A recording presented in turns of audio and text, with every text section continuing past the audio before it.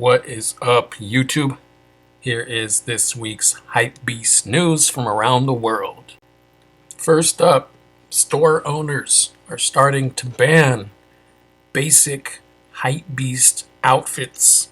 So if you're coming in some panda dunks and some little daddy shorts, you might not be able to get into your favorite stores. By the way, if other companies are making these types of shorts, they are not Eric Emanuel bites.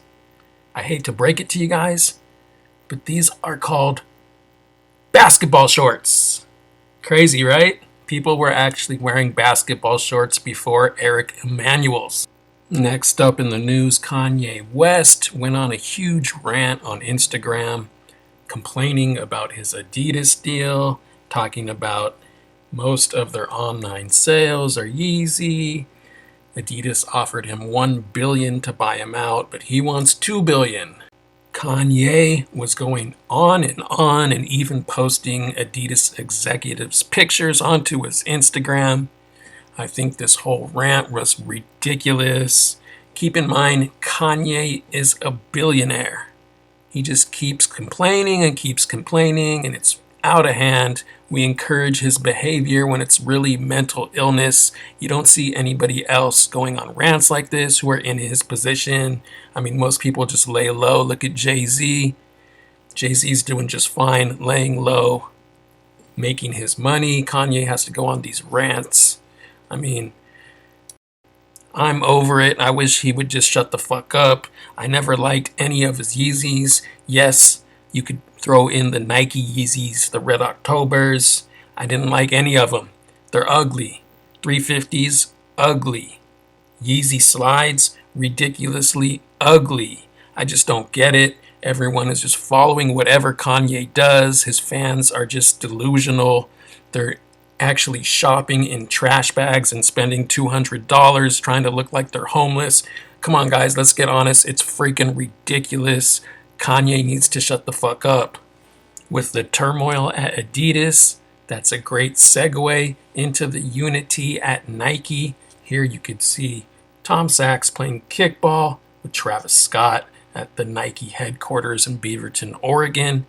Yesterday, Nike had a huge employee party in which Travis Scott performed, Drake was there, and other celebrities and Nike athletes were there. Drake even had some jokes. One of the perks of being with Nike is definitely being on the seating list. Who doesn't love free product, right? I mean, at the same time, beggars can't be choosers. I had on some all-white Louis Air Forces yesterday, and everybody kept asking, when did Nike send those out? I said they didn't. I got these direct from Ann Haber's son. The reselling community could get that joke, and Drake wasn't done there. Nike is 50. Nike's so old it's wearing New Balance. Drake with the dad joke there. He said Nike just turned 50. They're so old they're wearing New Balance. Nice to see some unity in a sneaker company. This was a huge employee party. Included with the events, there were free food, there were gifts, there were sneakers, all types of stuff going on at Nike headquarters yesterday. Some bad news for Nike though, in case you haven't heard, some of their trucks got broken into in Memphis and an estimated $800,000 worth of Nike products was stolen from the trucks. In case you're wondering about Cam's kicks, he seems kind of irrelevant these days, but he did start a new YouTube channel so he could post his cringe content, unsneaker related. It's about time he did this. Many of his fans were getting pissed off when he would post non-sneaker related content onto his sneaker channel. Finally did it, Cam. If you follow him on Instagram, you might have noticed he's been trying to get rid of the same 5 shoes for 2 weeks now, and he can't sell them. The prices keep dipping. It's kind of sad. Oh, how the mighty have fallen. If you want some off-white Air Force Ones, good luck. They will be releasing in a couple days, and word on the street is the Off-White website only has like 100 pairs total. Yeah, not gonna hit on those. I did, however, get a pre-order on these Jordan 3s with the Nike Air on the back. I feel like these will be pretty easy to get your hands on. Definitely a must cop in my opinion. Moving on, and you heard it here first, Supreme is targeting all you assholes, you hypebeast assholes. You can now get a butt plug. How quick do you think this item will sell out?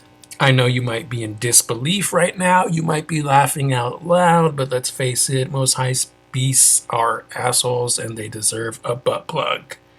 Here you can see wide plug for huge hypebeast assholes, tapered tip for easy insertion, all the rest of this stuff.